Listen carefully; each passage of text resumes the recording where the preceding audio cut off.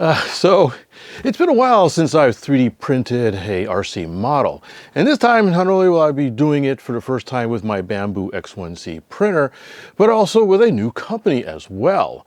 Now Bastlero is offering this wonderful Brewster F2A Buffalo. This somewhat infamous early World War II US Navy fighter is mostly known for how bad it was compared to contemporary Japanese fighters. Now it fared much better in Europe when Finland, of all people, used them to great effort against Russia. Now this is a pretty rare subject for RC models, so I'm really curious to how it does in the air. I used two different lightweight filaments for this build. The white stuff is ASA foaming arrow from Bamboo Labs, and the gray stuff is the non-foaming LWPLA from Inland I picked up from a local dealer. The Inland filament printed pretty well on my Bamboo Labs X1C printer, using basically standard PLA slicer settings. So I apparently missed a spot with the glue stick. I just love the surface details. The SA printed well enough, but I could tell I needed a bit more tuning of the settings. There are quite a few parts to print, so expect to get to know your printer quite well in the process. There's a clever wing tube clamp that is placed in the fuselage and uses an M3 screw and nut.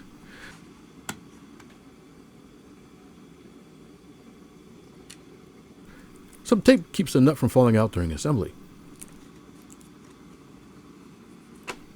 Alignment grooves make assembling fuselage parts very easy.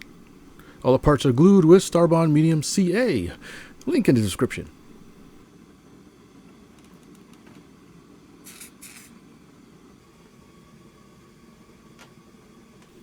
However, when I went to install the control rods, both sides had some sort of occlusion or printing error with the internal tube guides. Bugger. So I printed another set of fuselage pieces, which had quite a bit more stringing than last time for some reason. So this time I installed a wire rod before gluing the pieces together. Then I could make Z-bends on the other end. Install the rudder horn. Then the rest of the tail can be added.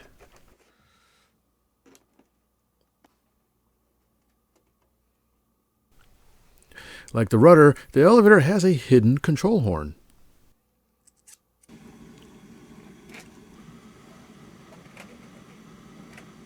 Elevator hinges uses scrap filament, so I cut up some ABS filament for extra durability.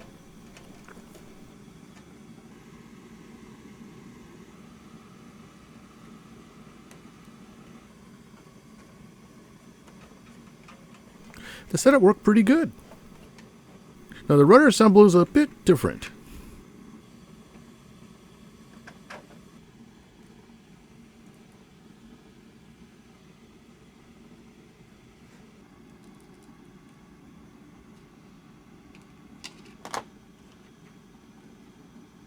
For the motor, I found this old Turnigy 900 kV motor in the parts box, as it's close to what's recommended. Though the large rear shaft collar required me to drill out the center of the mount just a little bit.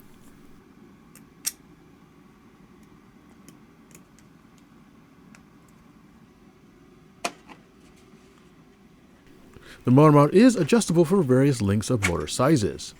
Once set, just glue it into place. I use a few self-tapping screws from RTL fasteners to attach the dummy radio. Apparently, Buffalo pilots had a life raft behind the seat. Elevator and rudder servos fit in cavities in the wing roots.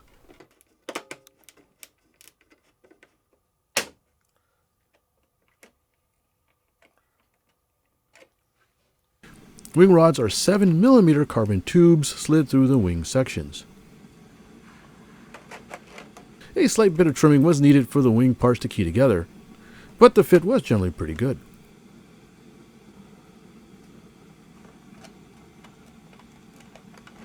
Elevator hinges are 3D printed pins. Just be careful where you add glue.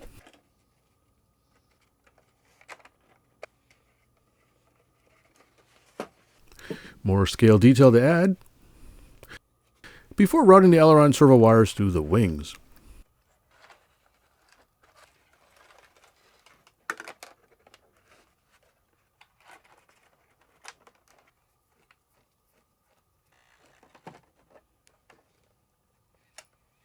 It works pretty good. Wing tubes are trimmed and sanded. Wings fit in quite nicely. More magnets for the battery hatch.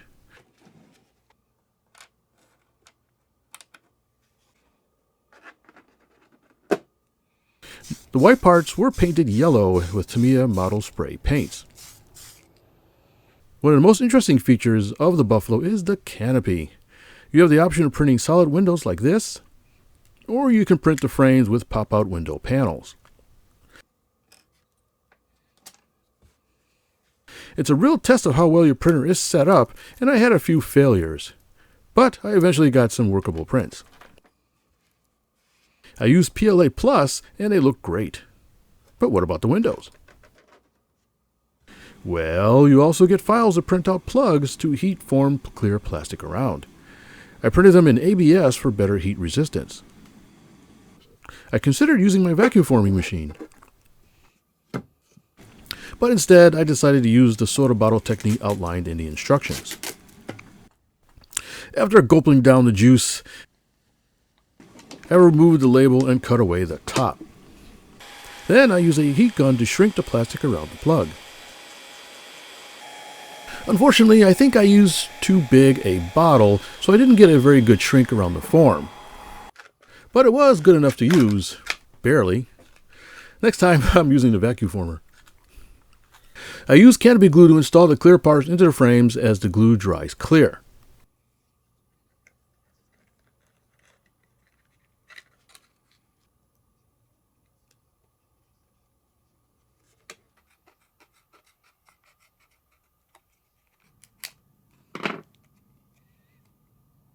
I also decided to use clear styrene for the other parts of the canopy as there are no compound curves.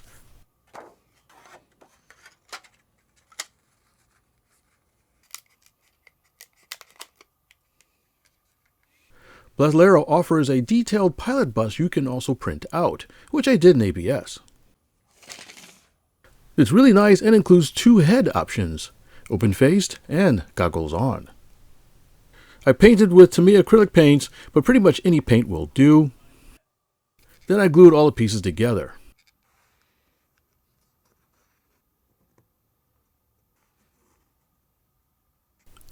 It came out pretty good, if I say so myself. I could now glue on the canopy parts. Manual has a sheet you can print out with dashboard back image that's glued to the rear of the panel.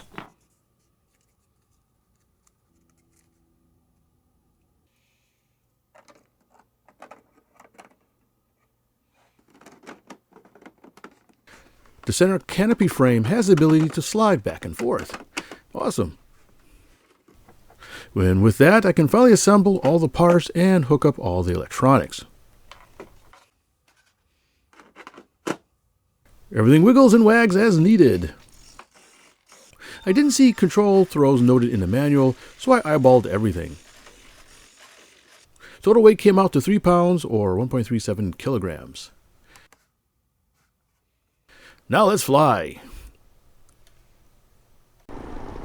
Field conditions were somewhat breezy, but great for hand launching. While my launcher flexed his muscles, I made one last check of the controls. I needed this to look good. Rooster Buffalo, 3D printed. We are going to throw her into the wind. Everything looks good. Up, down, left, right. Okay. I want to just bump the throttle real quick. Timer stop. All right, we got the right directions. Up, down, right rudder. Okay, you think you're ready, Mike? All right, throttling up. Timer start. Go. Oh, she's off. Oh, fast. Well, that was easy. That looks great. Yeah, it's flying really good. Ailerons are really mild. Let's see what the trims are like. Just a little right trim. Half throttle. Doesn't need much power at all. I want to go to high rates because it's actually really solid. Turns on a dime. If only the real one flew that good. I'm going to be easy with it. The Buffalo was surprisingly stable. It is nice. Let's see if I can do a roll. Yeah, it rolls. Time Try a loop. 3 minutes. Timer stop. Timer stop. Yeah. It flies. Flies really good. I mean, really good. You see the stick with the. Oh, You yeah. can probably tell with the airplane which way it was blowing, right? All right, I'm going to do some slow speed. The stall was mild with just a bit of bobbing. The recommended CG is spot on. While not exactly a floater, it does slow down reasonably well, which is great considering my model is a bit heavier than the listed weight. It was no slouch in power as well, with unlimited vertical on the 4S 1500 mAh battery.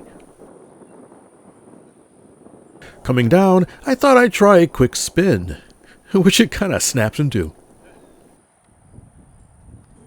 Inverted, it still handled really well, though I probably should add a bit of expo in the elevator. That said, the roll is relatively mild and very stable. Feeling spunky, I buzzed the cameraman and got a bit too close to the ground. That was my clue to bring her in before I did something stupid.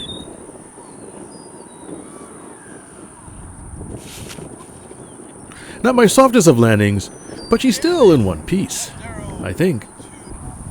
Haha, just a flesh wound. Well, that certainly was interesting. Now, I have to say the Buffalo flew much better than I expected. Very stable in roll, but pretty quick in the turnarounds. Now, it obviously was way overpowered. That's the way I like it, which actually makes hand launching really quite easy. Now, I wasn't totally happy with how the wings were printed, and after I finished them, I actually found some tips on tuning the printer better for ASA air filament. Now, the great thing about, of course, these planes is you can just print up a new set of parts. So I was really impressed with the engineering that went into this model, and the details really turn heads at the field. Hi, thanks for watching. Please take a look at the video description below for special HobbyView sales and discounts. Your purchases help support this channel. Happy modeling!